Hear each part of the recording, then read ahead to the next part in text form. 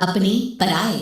घर की लड़ाइयां कितनी भी हो, लेकिन ये भी सच है कि किसी पर कोई आपत्ति हो तो अपना ही परिवार साथ देता है। भैया, मेरे पीछे पुलिस लगी है, प्लीज मुझे बचा लो। रवि और राज दो भाई, लेकिन दोनों में कभी नहीं पटी। अरे क्या हुआ छोटे, क्या कर दिया तूने? अरे कुछ नहीं भैया, मेरा दोस्त है ना राजू, वो मुझे लेकर बैंक गया था। मुझे नहीं पता भैया कि वो वहां बैंक लूटने जा रहा है।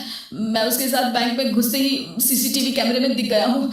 अब पुलिस मुझे ढूंढ रही है भैया, मुझे बचा लो। राज कुछ सोचता है, फिर कहता है, ओके तुम यहीं रुको, मेरा एक दोस्त पुलिस में है, मैं बात करता हूँ। तभी वहां रवि की बीवी राज की बीवी के साथ आ जाती है। तुम लोगों के घर जब तक पुलिस का आना जाना है, बच्चों को यहीं छोड़ दो, उन पर असर ठीक नहीं पड़ेगा। तभी वहां पुलिस आ जाती है। चलो चलो, कौन है रवि, थाने चलो। मैंने कुछ नहीं किया, मुझे कुछ नहीं पता। अरे वो तो पुलिस स्टेशन चलकर ही पता चलेगा कि कुछ पता है कि नहीं, चलो। कहानी का फ्लैशबैक। भैया मुझे मेरे मकान में हक चाहिए ही चाहिए।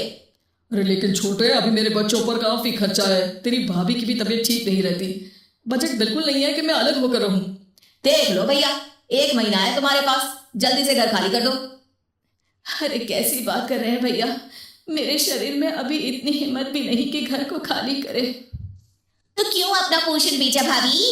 अरे तुम तो जानती हो, पिताजी की बीमारी के कारण उन्हें हमारी जरूरत थी, कैसे आते पैसे। ससुर जी तो बूढ़े थे भाभी, उनकी बीमारी में भी पैसे लगाना कौन सा अकल का काम था? तो क्या पिताजी को मैं मरने के लिए छोड़ देता? अरे रवि तू तो समझ, पापा को हमारी जरूरत थी, उन्होंने हमारे लिए हर वो काम किया जिससे हमें खुशी मिले। बैक टू रवि जो जेल में बैठा है। ये मैंने क्या कर दिया था? मैं ना पिता का हुआ ना ही भैया का, मेरे साथ जो हो रहा है ठीक ही हो रहा है। तभी वहां पुलिस वाला आता है। रवि तुमसे कोई मिलने आया है। भाभी आप यहाँ क्यों आई? पुलिस स्टेशन है ये भाभी। भैया आपकी जगह मेरा भाई होता तो क्या मैं नहीं आती? अच्छा ये खाना ले लीजिए, खा लीजिएगा।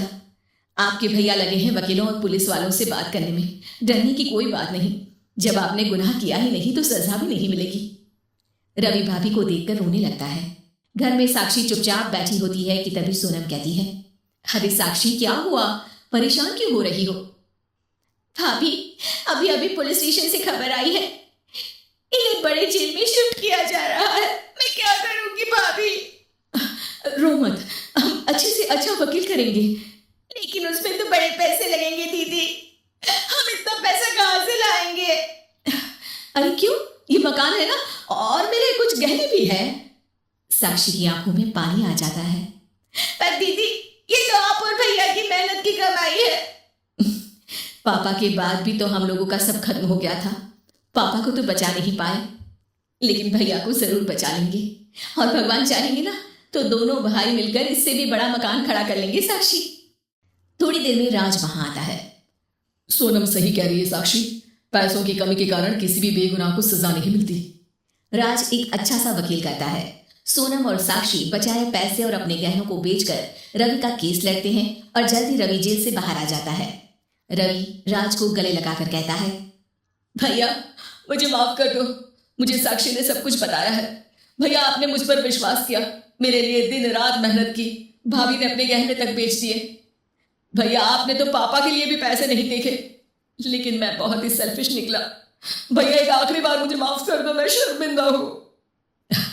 अरे भाई अपने तो अपने ही होते हैं, पापा ने हमारे लिए क्या नहीं किया ये तुम्हें बताने की जरूरत नहीं है मुझे, और फिर तू तो मेरा भाई है, पैसे से बढ़कर रिश्ते होते हैं भाई।